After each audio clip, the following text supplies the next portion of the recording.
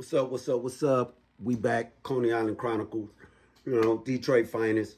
Appreciate all those that been following me. You know what I'm saying? Like, subscribe, comment. You know what I mean? Share, especially, and subscribe too. You know what I mean? We gonna get off into this Eastside story right here with my man, Fat Troy. You know what I'm saying? Fat Troy was a different guy. He stayed on Boulevard, Snake Alley, true representative. You know what I mean? And he really wasn't no real street person. He was laid back, mild, went to school basically. He was a school guy. You know what I'm saying? He was one of the guys that come up in the neighborhood and everybody be cheering for him. Like, yeah, don't, he gonna make it. So basically, Fat Troy was the guy that had the scholarship in our hood, and we held him down, hoping that he would go to Georgetown. His aim was going to Georgetown. So we always kind of like kept him away from any type of violence, any type of unnecessary stuff that came about up at schools or whatever. He could always call on us. You know what I'm saying? He can call, hey, yo, his uncle Donald Byrd was going with, they had a relationship from way back in the day. She like my mother. His mother was like my mother. So, like every neighborhood got two mamas, you know what I'm saying? Every guy back then had 2, 3 mamas, you know what I'm saying? Especially when you was moving and grooving, you know what I'm saying? Your mellows, mothers is automatically your mothers, you know what I'm saying? They like take you in, cuss you out, feed you, make sure you straight. See, it ain't like that no more. But back then, oh, you gonna get embraced, you gonna get told, you gonna have to sit and listen, and you better pay attention. So that's how his father was too. His father was an old school OG from back off the day, back on the boulevard, pimping, getting his money, fell on hard times, you know what I'm saying? But he always kept Troy afloat. Better schools, better clothes than most, you know what I mean? But things had kind of changed, but Troy still had that opportunity to bust up and go and be in college. So during the time of him going back and forth to school, he always played basketball around the corner at it's like right up off of the right up off our school. It's a school over there named East Catholic. So there was like a park there, and they had two basketball rims. You know what I'm saying? Like the court, like the Rucker, but it was, neighborhood. Everybody knew Troy going around there. He banging. We like looking at him like he, well, I ain't gonna say Jordan, but hey, Dominique Dawkins, cause that's or dang, what, Sean Kemp. Nah, I say Sean Kemp. That's how he played on that type of graphic. On the, you know what I'm saying? So y'all know who Sean Kemp is, then you know that's his structure and everything. They damn near resemble to a degree. But fucking around one day over there, and he messed his knee up. So he messed his knee up, and he started wearing a brace on his knee. And he was still going through the like his scouting stuff, like for the college. And this before I even really knew what an ACL was, you know what I'm saying? But unfortunately, that's what he had tore, his ACL. So during the course of him having to take like rehab and rebuild his knee and all that, he also had to take medication, right? So in the course of taking the medication would make him eat. Trickle down effect. So during the course of him not being able to really stay on his exercise, he picked up weight, and they kind of was like, we don't even want to be bothered with you because you're not taking it serious. You ain't dedicated. So it kind of put him in a state of depression, right? So something came about where he was like, man, I want to get in the game. I got such and such money. I'm finna do such and such. And that's what he started doing. And he started getting his money on, started getting his money on, started getting his money on, started getting his money on. But at the same time he getting his money, he getting bigger. Like he literally getting bigger. So, I mean, up in size, up in size, up in size, up in size. To the point, by the time he moved from off the boulevard and got over on Strasburg, because that's where he moved to. So that's where we kind of like we used to drift over there, because once Fat Troy opened the door for over there, boom, we over there. This in the 80s, though. And he stayed across the street from a school when he moved over there. I don't remember the school name. I might do a part 2 or 3 or whatever this take us to and go over there and look around and see actually what's over there. I actually believe the school is closed. Most of our schools closed. But anyway, he moved on Strasburg. So he moved on Strasburg. So it's like, it's a whole bunch of us. Wolf, is Butter, is Shane, is Gator moved downstairs. All these people good. Detroit finest, you know what I'm saying? I'm talking about character. I'm talking about in the trenches. I'm talking about moving and grooving. I'm talking about some of them gone, some of them around, some of them made transitions. Hey, but all of this is in the 80s. So people changed. These just Detroit finest.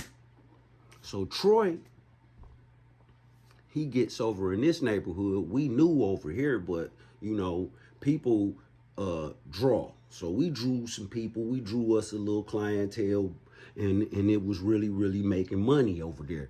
But this was like a white clientele. You know what I'm saying? Down that way, it ain't no white people. But over here, it was white people. So inflation, right? Inflation, baby. So we down that way partying like a mug, enjoying it, you know, shooting dice back room in the kitchen, shooting all day. You know what I mean? Guys wake up shooting dice. Guys go to sleep shooting dice. Females coming through. Oh my God. I can't tell you how many fly honeys come through. Cause back then, you know, females want to be around the dudes, you know? It wasn't all separated like it is now. So interaction was what it was. That's how you get to where you trying to go. You know what I'm saying? And in the course of all this interaction and mingling down there, Troy stumbled up, got him a cutie booty, you know what I'm saying? Tootie from around the way, you know what I'm saying? And I forget her name, but she held Troy down. Like for him to be big or whatever, she held him down. And she saw all his other qualities, you know what I'm saying? Because he came, took care of everything, curb everything. I don't really know how their relationship was, but, you know, just his character, him being a provider, him being a protector, and they eventually, they was going to get married. They was going to get married. But Troy was steady being in depression all the time. And that was kind of like something that he couldn't really shake himself from, no matter how much we'd try to cheer him up. And I think that had everything to do with this basketball career, because like nobody really want to be hustling. You know, nobody really want to be out there doing all that. Nobody really want to be sitting around trying to wonder if somebody gonna rob them or if the police gonna come. See, and that's on Coney Island Chronicles. I'm going to break stuff down in different ways because, you know, it's more than just smiles and popping bottles. And because what about when the guys get robbed? See, you don't hear about them stories. You don't hear about when the guy get himself in a world of trouble from trusting somebody, right? You don't hear about the stories where the guys overtrust people and then they wind up burning them. You don't hear about the guys that you grew up with, and next thing you know, you see them years later, they like alcoholics or something. They going through something. They ain't never been able to kick back. Some of them do, some of them don't.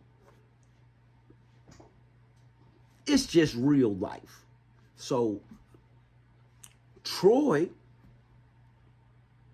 you understand, he couldn't really shake whatever his state of depression was, you know what I mean? And it bothered him.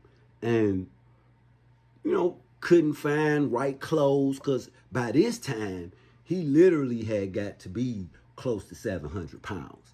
I don't know how that would feel, you know what I'm saying, to have that much weight on me. And to the point on certain summers, like he literally used to sit outside. He had a water hose on the sprinkle, and he'd be shooting that water hose up, sprinkling the water down on him. You know what I'm saying? To cool off, you know. But if you needed him, like if you needed him, you needed some money, his hands and heart were wide open, whatever, man, whatever. He gonna even give you extra, but he gonna want his stuff. But here, cause he can't move. Like, he really not mobile, to the point now he don't even really do no driving. You know what I'm saying? So his everything is here. So he had a whole crew. You know what I mean? He took care of a lot of people. Tonio, what's up? Because Tonio is brother. You know what I'm saying? You know what it is, bro. You know what it is. All respect and love. You know what I mean? And he took care of a lot of people. You know what I'm saying? He took care of a lot of people with a genuine heart, right? And he stayed across the street from a school, an elementary school. See, so back then, there was no such thing as drug-free zones. We kind of created that during hustling by schools, right? So this particular school actually videoed us outside of his house. And that's what made his house kind of get hot. Because at first there was no police. But because we was like not really caring, you know what I mean? That's the proper terminology. We wasn't really caring. We was more worried about the dollar. So we was out in the streets disregarding the principal, the assistant principal, the teachers, the students, as well as the parents. Unbeknownst that way, but yes, that's what we were doing. So they videoed us. Like I say, they videoed us, put it on TV. And I kind of stopped coming around then once we got on TV, because hey, I can always go back down here. And plus, hey, it's not a good hustle when you finna be recording me, right? And I don't know if you doing it or not, because when they did it the first time, well, the time that they did do it, they actually done it while we was actually physically out there ripping and running. And it actually aired while we were ripping and running. I actually seen it on TV myself. So I bust up. I just left after I told everybody, you know, hey, they out there videoing. But they were videoing in the school, and the school had tinted windows. So we couldn't see. They was videoing us. And Troy, he was so depressed that he had got into a habit of ordering from King's Pizza. What's up, King's Pizza? I don't even think they down there no more, off 7 Mile, see? Because we was ripping and running. This Detroit finest. Some everywhere. So what we gonna do is we gonna go take a pause, and we gonna come right back with part 2. Like, comment, subscribe, share, tell a friend, tell a friend. Come on back, sit on down. Let's get back to this part 2 with Fat Troy.